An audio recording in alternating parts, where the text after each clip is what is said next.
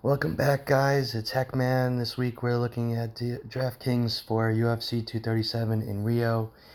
Um, should be a great card. A lot of Brazilian legends on the card. I'm going to try to keep it short this week. Have some family stuff going on, family events and stuff, all good stuff, actually. So let's just jump right into it. For this video, I'm just going to give you my end game picks. First fight, Carolina against Cachoeira. I think the fight's a very close fight. For me, I think this is more of a dog or pass situation. So the pick for me would be Cachoeira at 7,300. I think it's actually a pretty low-level girls fight. But Cachoeira, maybe she's due. And at 7,300, with close to a 50-50 fight. And I think for DraftKings purposes, she's got the hands to maybe score close to 100 points if she can get that knockout. So the pick here would be Cachoeira for DraftKings purposes. Next fight is Talita Bernardo against late replacement Viviane Araujo. The first fighter that Bernardo was going to fight was Gato. I had no interest in Gato at all, but her replacement Araujo, I'm hearing is actually a better fighter than Gato. She is smaller than Bernardo. Again, it's another fight that's a tough fight to call.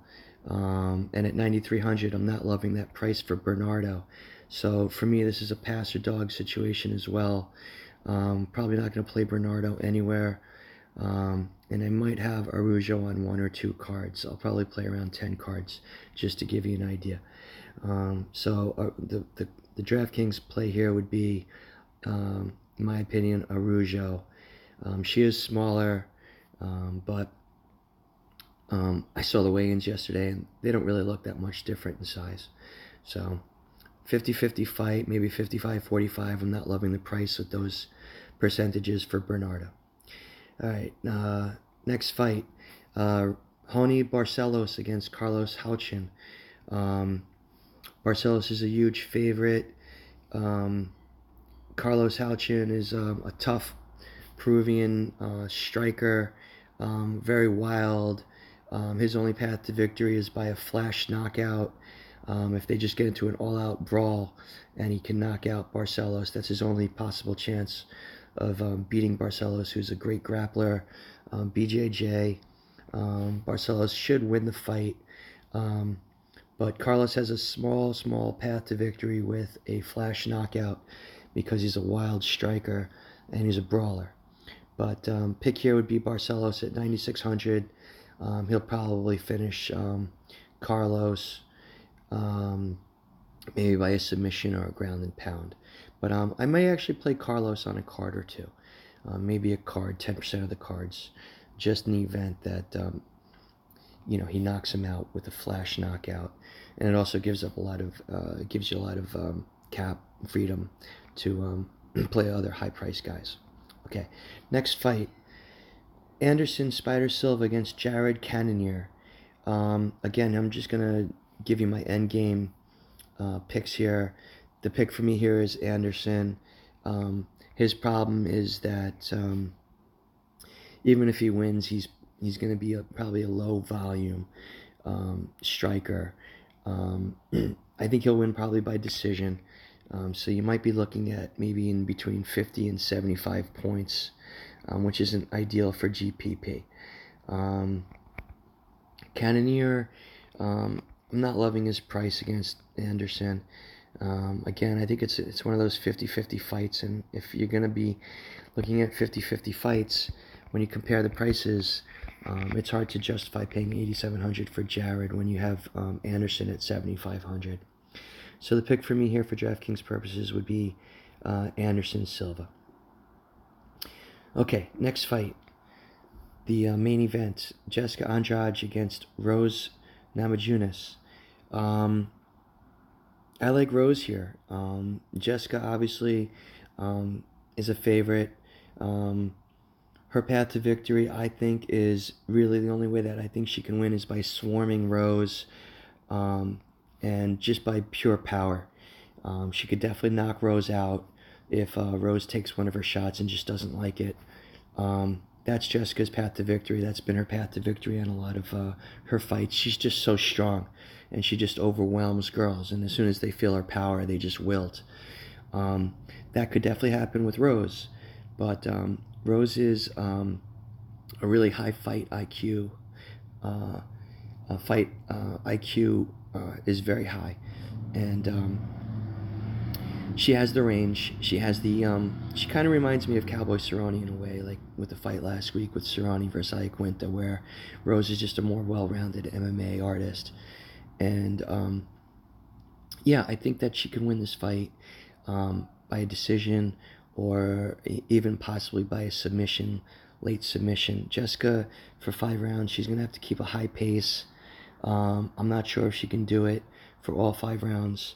And I just think my pick here would be actually, you have to have both sides of this. Let's start with that, right? If you're going to play multiple cards, you have to have Jessica on a couple of cards. You have to have Rose on your cards as well, because this fight could go either way. But when you're looking at the fight and looking at the prices, Rose is certainly a better value, I think. I'm going to have more of Rose. I will have Jessica, but my prediction is going to be Rose by a late submission. All right, next fight. Jose Aldo against Alexander Volkanovski. I'm on Aldo on this one. I know a lot of people are going to be on Alexander Volkanovski, and I get it. He's 19-1. He's been on a real hot streak. He just beat Mendez, who actually retired. Let's keep that in mind. But I think Aldo is the play. I see Volkanovski being really highly owned. He's going to be really chalky. But I don't really see any real advantage that Volkanovski has over Aldo. I'm not really sure what his path to victory is. Aldo doesn't get knocked out. Aldo has great takedown defense. For me, Aldo's the play here. So I will have a couple of cards with Volkanovski just in case. But I think Aldo's going to win this fight, and I think he'll probably win by decision. All right, next fight. Ryan Spann against Little Nog Rogerio Nogueira. For me, the play here is Nogueira at 7,400. I think he can maybe knock Spann out. Again, it's one of those 50-50 fights, and when you compare the DraftKings prices, it's hard to justify Spann at 8,800 over Nogueira at 7,400.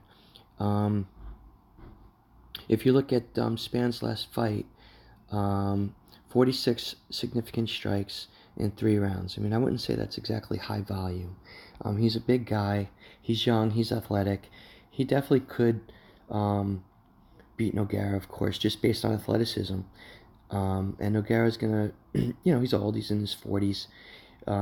He could gas, and that's where Spann's, that's where the advantage would turn into Spann's favor.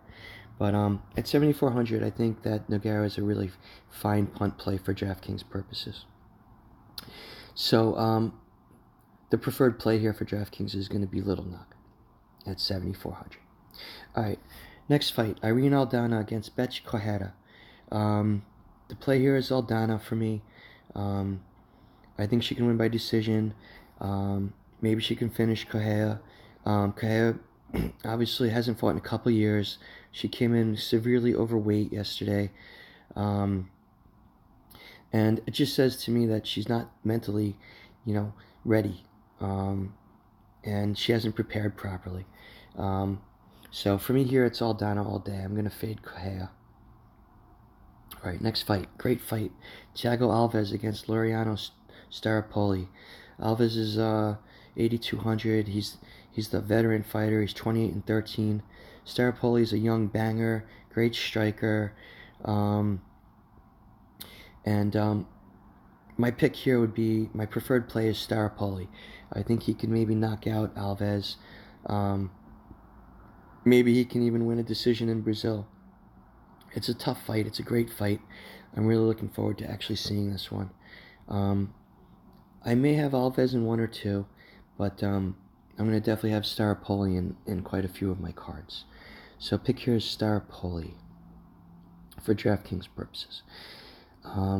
Prediction, maybe a third round finish or decision. All right, next fight. Clay Guida against BJ Penn. Not sure why BJ Penn is even allowed to have a license anymore. He seems to me like when he talks, he's punch drunk. Anyway, I'm going to fade BJ Penn everywhere. I think he's at this point just fighting for the money. He needs a paycheck. And he's got a whole bunch of personal problems.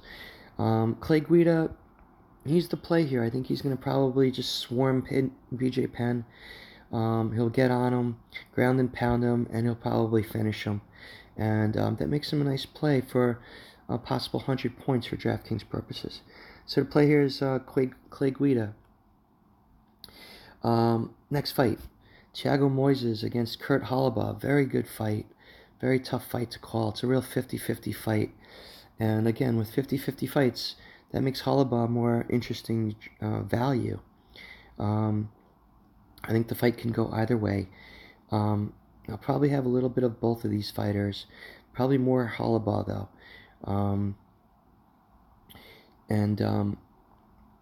Yeah, I think it's going to probably be Holobaugh by a decision. But again, endgame picks here. I've done my research.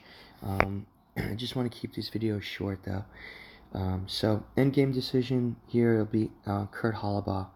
But Moises definitely is in with a good chance as well, since he's fighting in Brazil.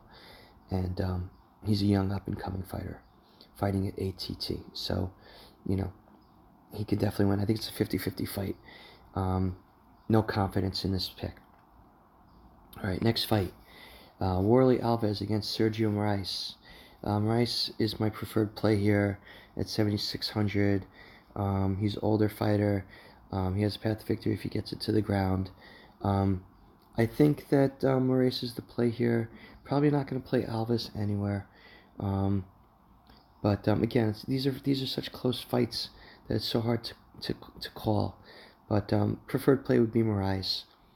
The key here, I think, for the strategy is to pick 2 or 3 fighters that you really like, and then fill in the rest with different combinations of underdogs that you can hopefully hit the right combination.